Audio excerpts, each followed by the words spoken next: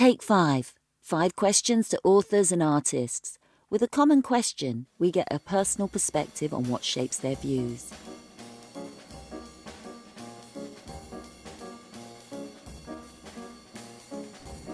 And now, crime writer Dieter Kalteis. So this strand, take 5, is the same 5 questions.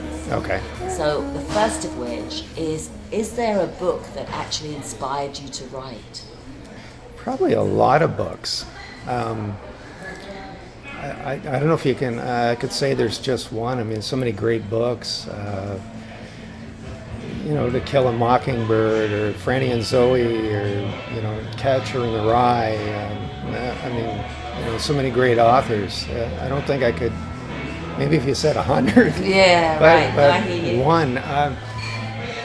But there are ones that stand out, Right. There's, To Kill a Mockingbird, which I mentioned, Harper Lee's book, that just really rings true, and the Huckleberry Finn stories when I was a kid. I've always read books, so and they kind of stand out, but I can't say there's any one book. Anything Right. by Elmer Leonard is fair game too, which I'm a big fan of. Yeah. So.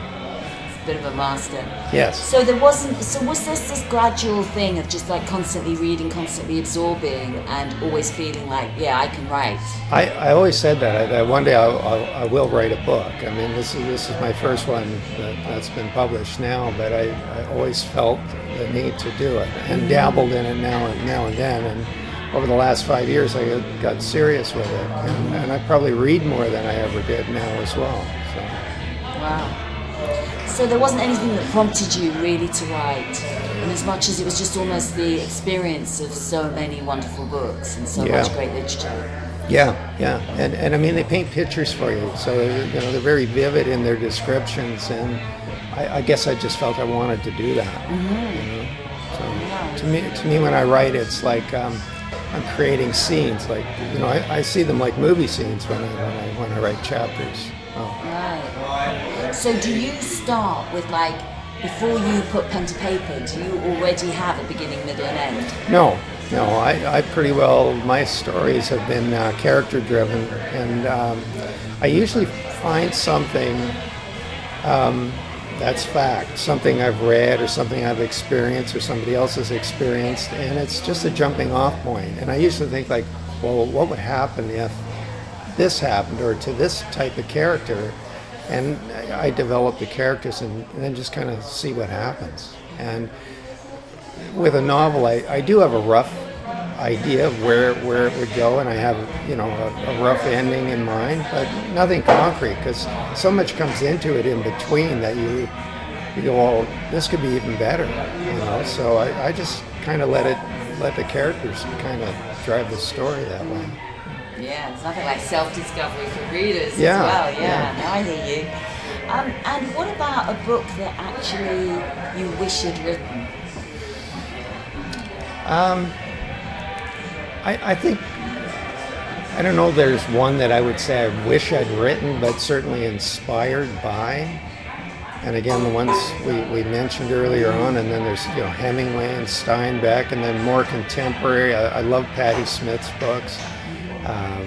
Hunter S. Thompson, more contemporary, but there's not any one that I'd say I'd wish I'd written, but certainly I'm inspired by. And I love the way this person phrases something, but when you write, you really have to find your own voice, and you can't try to sound like somebody else. You have to just. But do you sometimes find that you read a book and you just feel it's so close to your own personal experience that you almost feel like, not necessarily that you wish you'd written it, but you could have written it because it's just touched you in a way that you kind of almost observed that same thing in that same way? So identify with the characters. Probably a lot of the Elmer Leonard books, the quirky characters, and I love that sort of that dark sense of humor he has, and I think a lot of times I can identify with the characters, but again, I don't know that that I'd say I'd wish I'd written it. I'm glad I've read it, and sometimes I reread, a novel several times. It's just so great. But, no, it makes sense. Yeah. And with regards to audiobooks, do you ever listen to any? Yes. And Yes. how did that start happening, and how long ago? I used to, when I lived here in Ontario, I used to drive a fair ways to get to work. And I would start listening to audiobooks rather than the radio, same old thing. And I really got into that. And I listened to Elmer Leonard's Mr. Paradise on the flight over here. So, I'm either reading or, audiobooks are certainly enjoyable. Yeah. Oh, that's good. And a lot of times it's who's reading them too. I mean, Robert Forster read Mr. Paradise, the one I'm listening to, and he's just so perfect for it. So it just really works. But, and is there a particular book that you'd really like read to you? That you kind of think, you don't even know if there's an audiobook, but you kind of think, oh, I'd love somebody to read that. Maybe the rhythm of the book, or maybe just the story. I'm trying to think of one that I haven't heard that I wish I would hear. Maybe some of the Hunter S. Thompson books, Hell's Angels. I don't know that that's ever been made into an audiobook. That would be interesting. I'd be very interested in who they would use to narrate it. Yeah. And the continuity it might give it as well. Sometimes off the page it's a bit disjointed, and somebody has to make sense of that. I've seen people go by that, I know. You'll have plenty of time. This is nearly over. So tell me, is there anything you think doesn't belong between the covers of the book?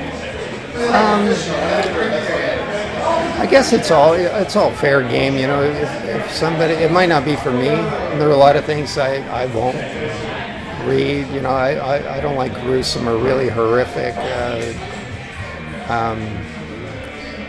but I guess I can't say it shouldn't exist. I guess there's an audience for everything, so I guess, freedom of speech and all that, but certainly things that I wouldn't go near as to write or to read. Yeah, fair enough. And finally, let me just ask: is there, like way before the days of print, do you think you would have been a storyteller? I think so. I think that's what it is. It's not the actual writing. I think it's the storytelling that. You have to be a storyteller to write, and I think I guess if I didn't have a computer or a keyboard I'd write it longhand. Stage plays would be interesting to write. You don't need them printed. I guess even telling a story around a campfire, it's could be fun. Right? Yeah.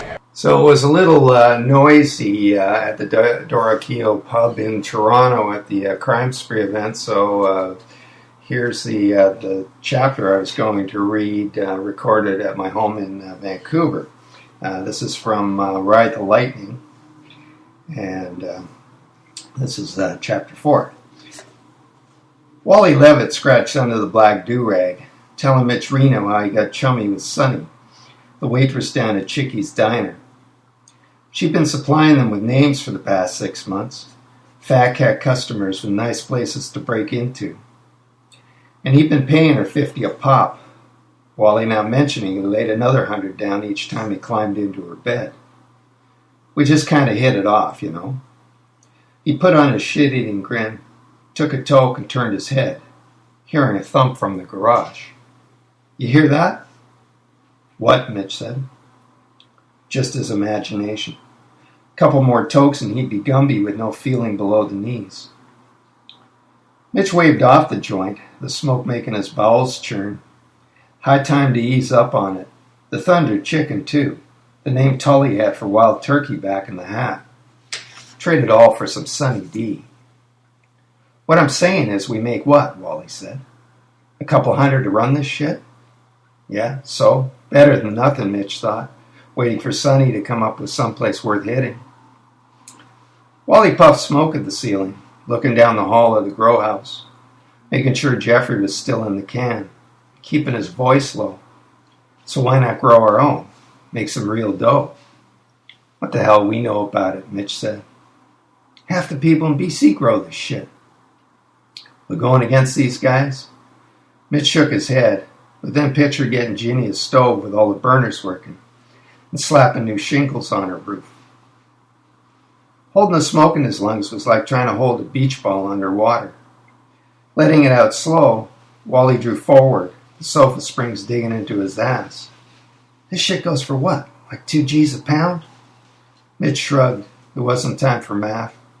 30 plants to a pound, Wally said. And we bagged what, like 1,000 last night? Mitch cleared his throat, a signal that Jeffrey was coming out of the can.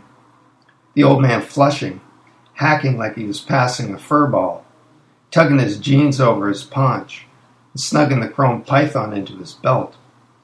Jeffrey called it the king of handguns. What are you girls jawing about? Jeffrey put on the hard ass, flexing his knees and zipping up. No use for either of these punks Stack sent over. Mules making the drop to J-men at the docks. Something he'd done solo going on a dozen years. Suddenly Artie was letting Stacks run things, making Jeffrey feel too long in the tooth to take care of simple things. It pissed him off, thinking he deserved better after taking care of the Asian guy who owed Artie 10 grand 6 months ago. No questions asked, Jeffrey got it done, catching the guy in his garage, knocking him down, and setting a lawn boy over him, giving him a choice, pay or get mowed. Jeffrey reached for the joint, Wally letting go of it, thinking no way he wanted it back after this guy put his scurvy lips on it, lips the color of earthworms. Reek rose off Jeffrey like smog, his leather neck disappearing under the dingy wife beater. Yellow eyes with the white crusts in the corner, hair tipped with gray, looking like it was greased with Valvoline. One of you girls out in the garage just now? Jeffrey asked, nodding toward the side door, trying to remember if he had locked it. Wally shook his head. So what are you hanging around for? Jeffrey said, wanting to get back to his April issue of Barely Legal. Wally and Mitch started to get up when the side door flew in, kicked off its hinges. The crack felt like an electric charge. Wally and Mitch dove for the floor, Jeffrey yanking the python from his belt, running into the kitchen and ducking behind the counter, laughing and calling back to them. Come on, girls, let's get dangerous. The blast of the hand cannon got them crawling for the front door, 4 sets of fingers scrabbling for the doorknob. The intruder fired back, the shotgun blast tearing a 6-inch hole in the kitchen ceiling. Another barked from the python. Jeffrey fired through the wall, guessing where the guy with the shotgun was. It sent the intruder running out the side door and around the front of the house. Jeffrey headed him off, shoving Mitch aside, ripping the front door open. The guy with the shotgun outfoxed him, standing poised, the slugster barrel up as Jeffrey pulled the door. The blast knocked him back, tore him out of his sneakers, and punched him down. A grunt came from his throat, Jeffrey's doll's eyes looking up at the Florida light. Mitch and Wally were both down on the floor, looking up. A second guy in a white van, pointing a shotgun out his window, peeled down the driveway, screeching rubber. The gunman ran and dove into the open back of it with all the bags of pot, yelling, "Go, go, go!" The van hopped the curb, wobbled on jelly springs, the driver bouncing like a bobblehead. Swiping the neighbor's mailbox, the bumper torn off, the van ripped through a bed of marigolds before getting back on the road, racing to the intersection, making a hard right, and was gone. Mitch got to his feet, watching the getaway, Wally crawling to Jeffrey, the king of handguns slipping from the old man's fingers, a wet sucking sound coming from his throat. Jeffrey stared up, blood bubbling from his mouth, finding it hard to speak, trying to say, "One of you dickheads, give me a hand." Wally knelt next to him, caught the foul breath and the sucking sound, blood pooling under him, Jeffrey's chest looking like hamburger. Wally picked up the python, saw himself in the chrome, spinning its cylinders, saying, "Think you're done being dangerous, huh, Jeff?" The distant sound of sirens got them moving, Wally tucking the python in his belt. He ran across the street to the knocked-over mailbox, getting out his all-in-one, thinking he'd look up the guys in the van, give them first bid on the license plate. Pretty sure he'd seen the one driving someplace before. The second bid would go to Stax, the guy who hired him and Mitch to transport the weed. With a few twists, he had the plate from the bumper and chased after Mitch, going through the backyards, the pickup he stole waiting on the next street. Dietrich, thank you so much for joining us on Audiobook Radio. Thank you.